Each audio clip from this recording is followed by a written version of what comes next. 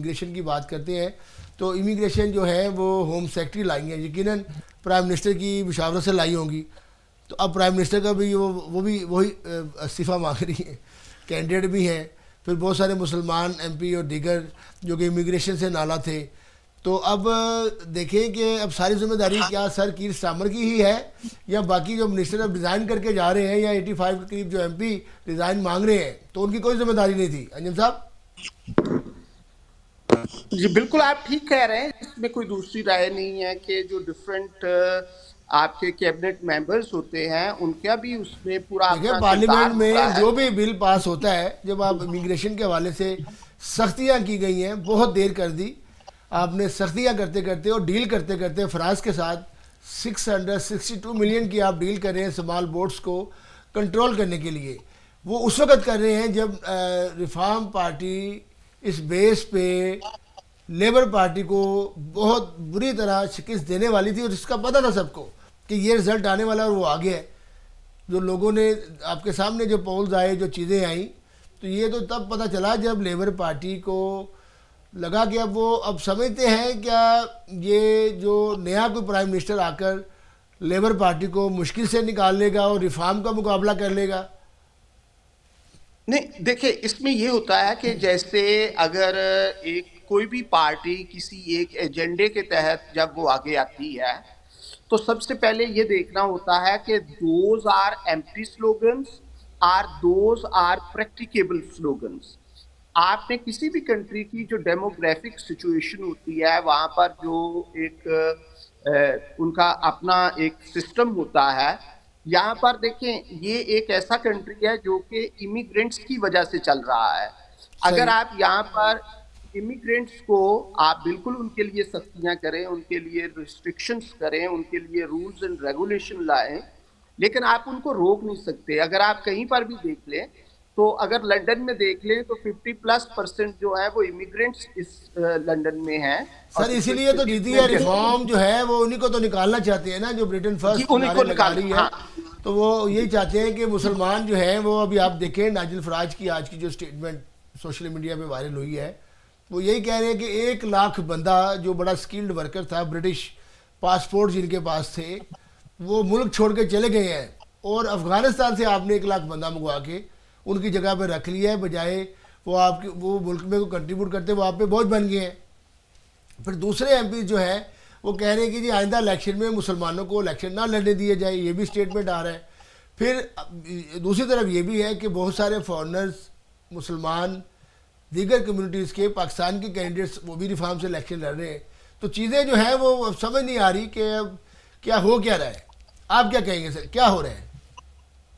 देखिए, इसमें कोई शक नहीं है कि जो इमिग्रेंट्स हैं वो वाइटल पार्ट है यूके इकोनॉमी का, और लेकिन यहाँ पर जो रूल्स और रेगुलेशन है उनको इस कल्चर में पूरी तरह पेनिट्रेट करने के लिए, उसके लिए डिफरेंट स्किल बेस और डिफरेंट जो प्रोग्राम्स हैं उनको लॉन्च किया जाए ताकि वो इस सिविलाइजेशन का पार्ट बने और इस कंट्री की प्रोग्रेस के लिए एक्टिव पार्ट अदा कर सके।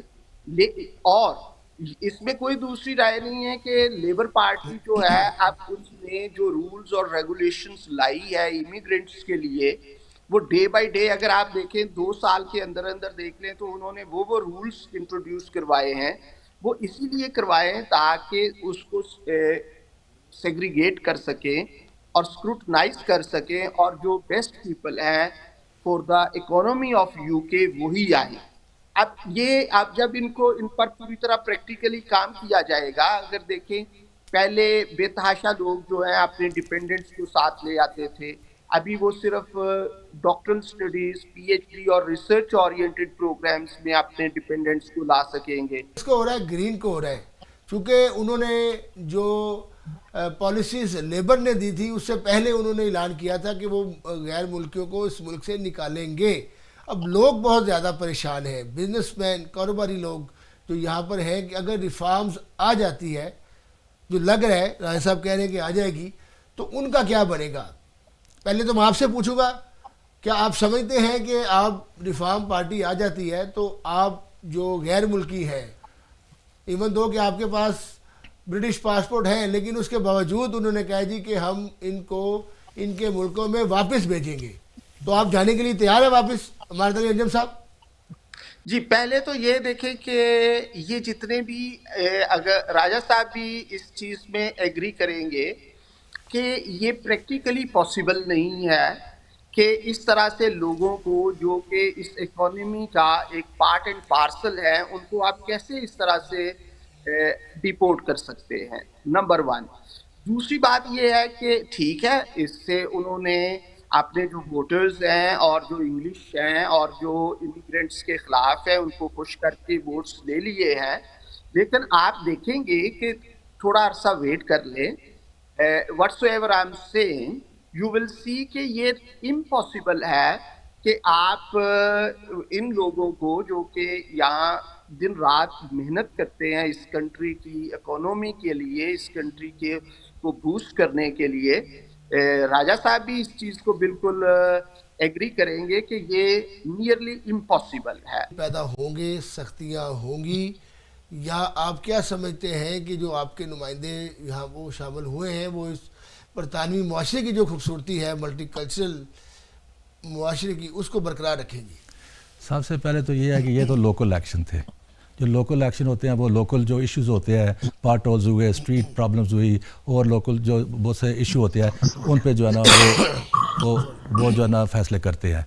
ये तो जो फैसले हैं ये तो पार्लियामेंट लेवल पे होते हैं ना। ठीक है जी हाँ, वो गवर्नमेंट चाहे लेबर हो, चाहे कंजर्वेटिव हो, चाहे अगर रिफॉर्म आती है तो जो है ना वो तो पार्लियामेंट में जो है ना वहाँ पे जब तक कोई आइन पास ना हो, सब वहाँ पे वोटिंग होती है। तो जो है ना एक स्टेप होता है, 2 स्टेप होते हैं, 3 स्टेप होते हैं, बहुत सारे जो है ना लॉन्ग प्रोसीजर से। लेकिन अब जब ब्रेक्जिट हुआ था तो उस वक्त भी पहले फ़ज़ा बनाई गई थी, फिर फ़ज़ा बनने के बाद कंजर्वेटिव पार्टी ने जो आपके सामने वोटिंग करवाई, पहले लोगों से पूछते रहे, फिर at the end of the day voting करवाई, फिर ब्रेक्जिट हुआ, यूरोपीय यूनियन को छोड़ना पड़ा। हाँ। अब जो रिफॉर्म की कामयाबी है वो यही है, उन्होंने अपनी आवाम को कहा है कि हम गैर मुल्कियों को इस मुल्क से निकालेंगे, और इमिग्रेशन पॉलिसी को वो जो कह रहे हैं कि जो बोर्ड से इधर आ रहे हैं, बोर्ड से आ रहे हैं। जब वो मेन इशू वो है। अच्छा वो है, दैट्स द मेन इशू। नहीं जो तो बाकी जो वर्क परमिट्स पे भी आ रहे हैं, फिर उनका जो साइलम जिन्होंने क्लेम किया है 2004 साल 5 साल पहले, उनको भी वो इस मुल्क से जो है देखें सबसे सही भाई इशू ये है कि जो हमारी शबाना जो है उसने भी जो पॉलिसी चेंज की है। पहले स्पाउस वीज़े का जो 5 साल होते थे, अभी उसने 10 साल कर दिया है। सालम का 20 साल 15 सालम सीकर का पहले 10 साल होता था, अभी उसने 15 से 20 साल कर दिया है। 20 साल कर हाँ जी, जी, बिल्कुल। फिर उसने जो वेजेस जो है नेली 38,500 कर दिया है। अच्छा, उसमें तो it's good for the law side of immigration, जो लॉयर है उनके लिए it's better, that's their job. तो हमारे लोग हम डाइवर्सिटी में रहते हैं, फॉरेनर रहते हैं, चाहे लंदन हो, चाहे बर्मिंघम हो, नॉटिंघम हो, मेन सिटीज़ हो, स्कॉटलैंड हो या मैनचेस्टर हो, हमारे बिजनेस लेवल पे हमारी बहुत कंट्रीब्यूशन है। बरतानवी वज़ीर-ए-आज़म कीर स्टामर के क्या जाना ज़रूरी है? क्या उनका जाना ज़रूरी है? अगर वो चले जाते हैं तो क्या जो नए वज़ीर-ए-आज़म आएंगे लेबर पार्टी को बचा लेंगे? क्या कहेंगे?